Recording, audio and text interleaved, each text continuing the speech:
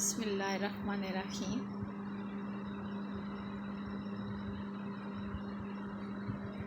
Welcome to Absex online sports program. अस्सलाम वालेकुम student. Week 5 के लेक्चर के साथ मैं आपकी teacher Miss Musarrat Awan. Students, जैसा कि हमने last week local government plan के बारे में पढ़ा था, इस वीक हम जो टॉपिक पढ़ेंगे वो है जनरल मुशर्रफ का रोशन ख्याली का नज़रिया, मुशर्रफ दौर में निजकारी और संतों का क़याम, परवेज़ मुशर्रफ और शौकत अज़ीज़ के मुतारिफ़ करदा इक़्तिसादी इस्लाहात। स्टूडेंट्स, ये आपको आपकी बुक के पेज नंबर 28 से पेज नंबर 31 पे ये टॉपिक आपको मिलेंगे। अब मैं आपको जनरल मुशर्रफ का रोशन ख्याली के नज़रिए के बारे में बताती हूँ। जनरल मुशर्रफ जो कि एक आज़ाद ख्याल शख्स थे और मुस्तफ़ा कमाल अतातुर्क के नज़रियात से भी मुतासर थे। इसी सोच के तहत उन्होंने निसाब में तब्दीलियाँ करवाईं, मगर उलमा कराम ने जब उसकी मुखालफत की और तो उन्हें बाज रहना पड़ा। अखबारात और रसाइल से पाबंदी हटाई, टीवी चैनल्स को आज़ाद किया, यहाँ तक कि ख़वातीन को भी बहुत सारे फील्ड्स में आने का मौका दिया। पहली बार एक खातून डॉक्टर शमशाद अख्तर को स्टेट बैंक का गवर्नर बनाया गया। एयर फोर्स और फ़ौज में ख़वातीन को बतौर ऑफिसर भर्ती किया जाने लगा। कौमी और सूबाई असम्बलियों की सीट्स के अलावा उनको जनरल नशस्तों पर भी इलेक्शन लड़ने का हक़ दिया गया। बतौर ट्रैफिक वार्डन के उन्हें भर्ती किया गया और उन्हें बैंक से आसान किस्तों पर कर्जे दिए गए। इस तरह ख़वातीन को हर शोबे में नुमाइंदगी दी गई, क्योंकि वो औरतों की आज़ादी के कायल थे। नेक्स्ट जो हमारा है टॉपिक वो है मुशर्रफ के दौरे हुकूमत में निजकारी और संतों का क्या।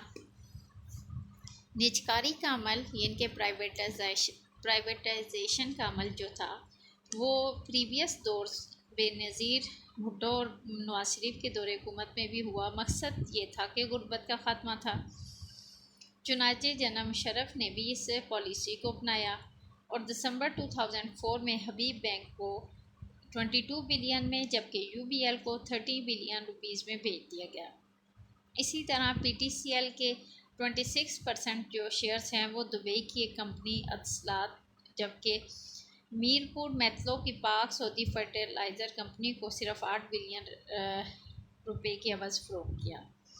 मुल्तान की पाक सऊदी टावर्स को 13 बिलियन में और सबसे बड़ी सरकारी जो फैक्ट्री थी पाक अमेरिकन फर्टिलाइज़र को भी 16 बिलियन रुपए में बेच दिया गया। इस तरह मुशर्रफ दौरे हुकूमत में निजकारी से 2.5 बिलियन डॉलर जो थे वो सिर्फ एक अरसे में कमाए। इसके साथ साथ नई सनतों का क़याम अमल में आया, जिनमें मोटर गाड़ियों की सनत, मोटरसाइकिल बनाने की, चीनी, केमिकल, बुनियादी ज़रूरियात का सामान, बिजली का सामान की सनतें, सीमेंट और फौलाद साजी की सनतें ये काबिल ज़िक्र हैं जो कि इस दौर में लगाई गई। निजकारी के असरात क्या थे? निजकारी के असरात ये थे कि उसके पॉजिटिव असरात, कोई भी जब फील्ड किसी भी महकमे को प्राइवेटाइज़ किया जाता है तो उसके पीछे मकसद होते हैं। अब मैं आपको इसको पॉजिटिव मकसद बताती हूँ कि क्या इम्पेक्ट्स थे पॉजिटिव। हुकूमत चाहती थी कि हुकूमत की आमदन में इजाफ़ा हो, हुकूमत पर इदारों के चलाने का बोझ कम हो या ख़त्म उसे किया जाए, निजी शोबे की हौसला अफजाई करनी थी, जिनके प्राइवेट सेक्टर को आगे बढ़ाना था कि वो मुल्क में की तरक्की में अपना किरदार अदा कर सकें। इस तरह बेहतरीन चीज़ें प्राइवेट जो सेक्टर था उसमें बनने लगी। बहुत सारे बेरोज़गार लोगों को कर्ज़ा मिला। उसके मनफी असरात ये पड़े कि बेरोज़गारी में इजाफ़ा हुआ, मुलाजमीन बहुत सारे अपनी मुलाजमतों से हाथ धो बैठे, मुल्की सरमाए में कमी हुई और जबकि ज़ाती सरमाए में इजाफ़ा हुआ, जिनके सरमायाकार जो थे वो अपने प्रॉफिट के कमाने के चक्कर में थे। इससे अशिया की कीमतों में इजाफ़ा हुआ।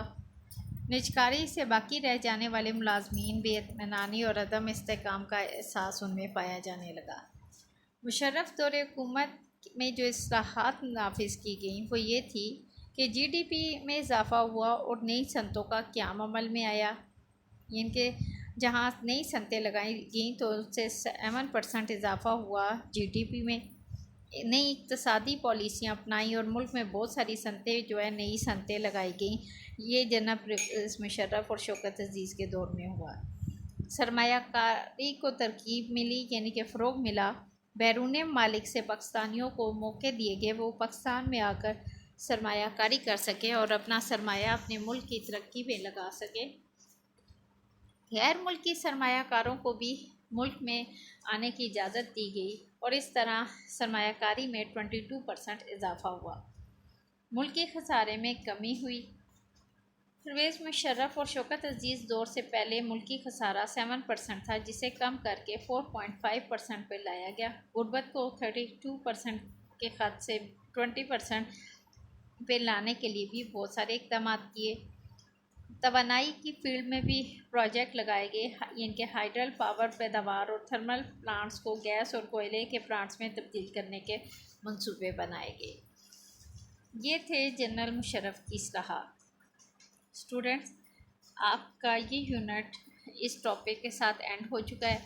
अब आपको मशक़ी सवालात जो हैं वो देखें तो आपका क्वेश्चन नंबर 1 जो है MCQs है। आपने चूँकि यूनिट पढ़ा है तो करेक्ट ऑप्शन को आप टिक करेंगे।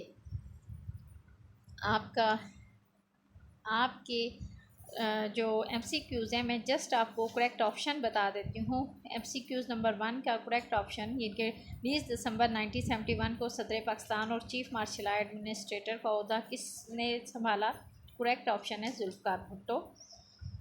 यौम तकबीर कब मनाया जाता है? 28 मई को।